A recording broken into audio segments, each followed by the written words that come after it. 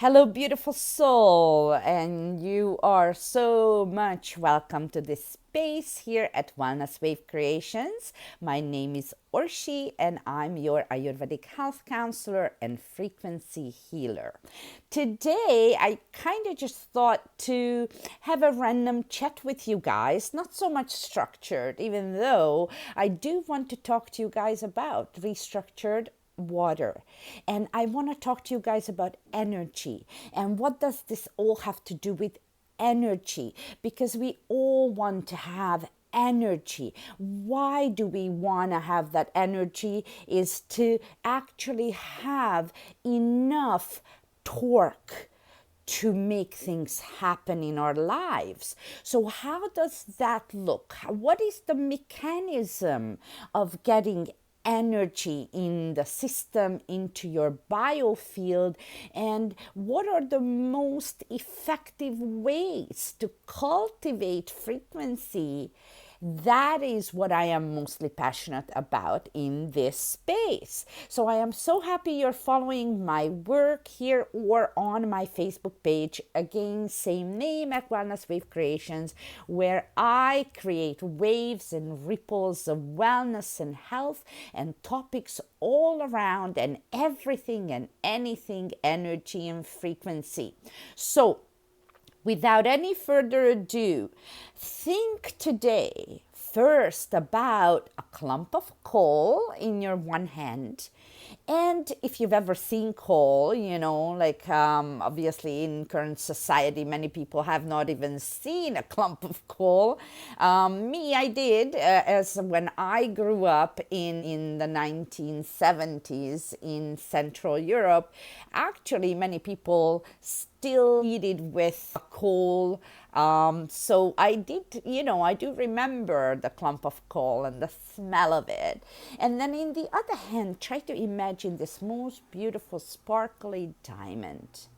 Now, if I were to tell you to pay $1 million for my clump of coal in my one hand, would you? And I bet you wouldn't. So why is it? What is the difference? What is the difference between these two things that indeed are of the exact same composition, yet they have a different structure, and you see how differently that shows up in our world and how we value a substance. So I'd like you guys to now shift your mindset with this different structure thing to water. I have been following this wonderful documentary on Gaia, actually, and I have made some notes, and I want to share that with you guys. And please forgive me to have my eye down onto the notes, as I'd like to just follow a little bit of the rhythm of the documentary and what it spoke about. It was called The Land and the Sacred. I really do recommend that you guys watch it. It was a phenomenal documentary. As much as I have been doing research about water for the past 10 years, this still blew my mind. Water is rather a curious substance. It's elusive, and it can neither be held or given a shape. It is free. It's got its powers as much as a magnet is to iron. That's how water is to us, human beings and souls having a human experience in this biofield. So man cannot afford to turn their back on water. So I'm asking you guys, please do not turn your back on water. We talk so much in health and wellness about everything else: nutrition, supplementation, exercise, and so on and forth, spiritual work, meditation. All of this actually has to do very strongly with water and the level of hydration and the quality of internal ocean that you hold within you, as we are all containers of water. You know that women are associated with water often, of course, and the feminine energetics because of the fertility, because it is the symbol of grace and fertility.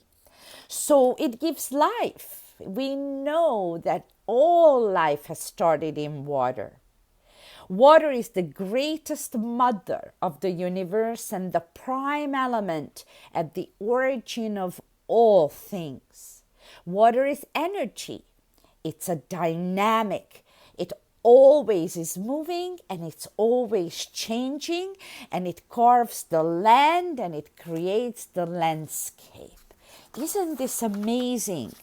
So man has always been fascinated with the element of water, which is peaceful at the one note and can be turbulent on the other. It is the mirror of heaven and the clamor of hell. Water always inspired the imagination in its wildest state.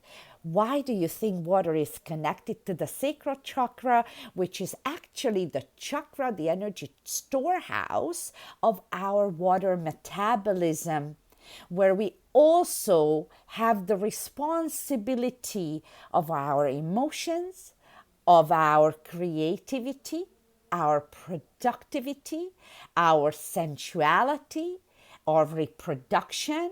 So it is a huge thing. So it expresses itself as a living entity, and it's powerful and it's superior.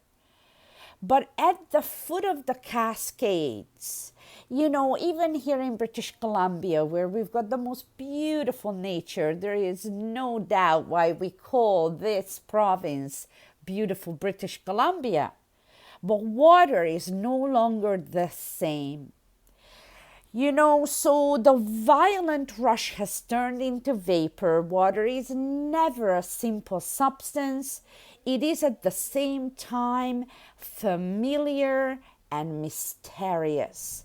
It takes us beyond mere appearance. And behind its prosaic character, says this documentary, there is often another dimension. So water is a very convenient medium for sacred things. It is available, it is easy, it's easy to carry, it's the ideal substance for rituals. It is present in all devotions, all ceremonies, if you look at thousands of years of history of humanity. Given all of these notes, you know, that I have read and shared with you guys, I really want you to think of that internal ocean in your body, in your physical body.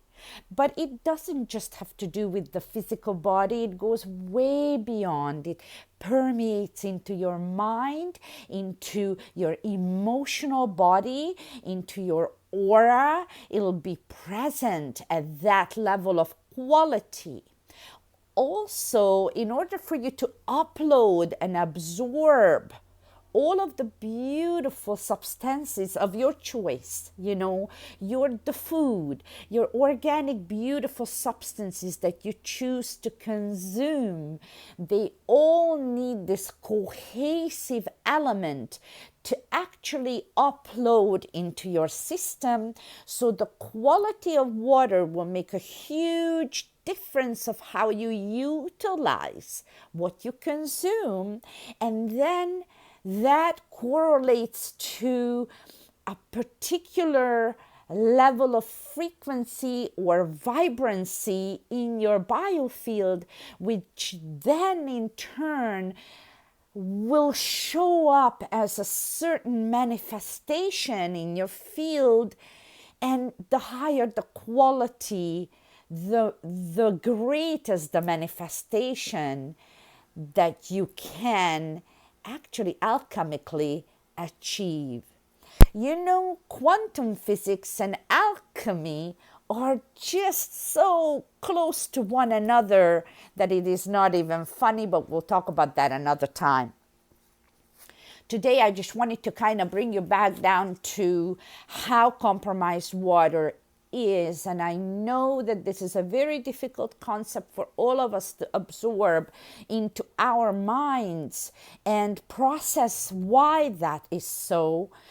But the qualities of waters, God's water, that spiritual water, beyond the qualities of physical water, unfortunately only exist in certain spots of the planet Earth now. And if I'm not mistaken, there are only about 8 to 10 spots, and they're called the blue zones.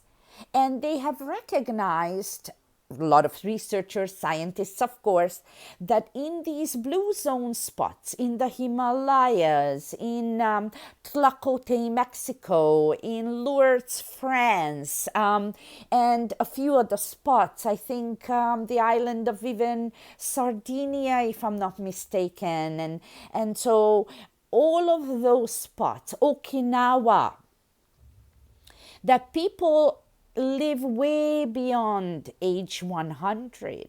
So the question came down as to what's going on in these spots. How come people live so long? How come their vitality and longevity are remarkable, way beyond other areas of the world? And so they have found in these zones that the common denominator, and there's, by the way, a few, but one of the most important common denominator is the water that these people drink.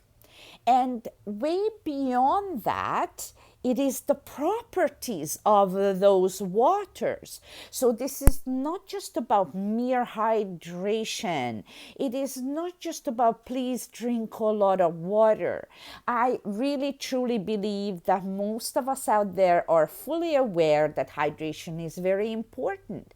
Yet it is so underestimated, yet it is so underspoken about, that I am extremely passionate to blow this channel up into millions of particles of thinking, of thoughts in your biofield about hydration, way beyond the physical need of it, which of course is so clearly out in the science world, but not just in the physical body, but in your mind space where we store our thoughts and emotions, and how that permeates even beyond the body and mind correlation to even yet another body that is part of all of us, and that is called your causal body, or we also call it the karma body. So when you are actually a tap water drinker, then I beg you to pay attention. Tap water, while actually it is a wonderful substance full of minerals, it is also very heavily processed. So all of the properties of God's water have been lost in tap water. Really, in essence, it becomes more physical in nature rather than a spiritual water. And if you guys do some research, then you will find that Aboriginal tribes all throughout the planet have had the recognition of spiritual water beyond physical water, and therefore in their languages the word water often show up as a plural, waters. And that is because they have had this understanding for thousands of years, for eons of times. So now I am saying to you guys that tap water, and if you look at your particular country's health departments, public information, you will find actually indeed, even here in Canada, that Health Canada does encourage us to use further filtration or something else with the water that they provide into and through your tap, as it is heavily, once again, I'm saying processed with chlorine, which of course we need to sanitize water from all the contaminants, and there's hundreds of them found in water. I will post the environmental working groups. Actually, it's the environmentalworkinggroup.org, where you can check your own areas, water qualities, and information. What we do want is those bioavailable minerals that are present in the water, and that is because macro minerals have got an absolute critical importance in the biofield. I have had actually 2 of my clients the last 2 days, which is actually peculiar. They started to take magnesium supplementation, as I believe that that's one of the most essential one that you need to do. And both of them seem to have had an immediate reaction, which is very weird because magnesium is a soother. It's a muscle relaxant. It's an element that is able to carry electrical charge through the body. It is an electrolyte. I have spoken about this in previous videos, so please check them around further down on my channel when I have explained how electrolytes indeed are minerals that are capable of carrying electrical charge through the body. And my friends, when you lose electrical charge, you lose millivoltage out of your cells, then disease will ensue. You do not want to lose electrical charge. You want to go after electrical charge. You want to be kind of addicted to electrical charge. And the transmission and the flow of it is also as important as the actual frequency of it. Just like in the chakras, right? We want to have them at the right frequency, but we also want to have them spin and oscillate in a healthy flow.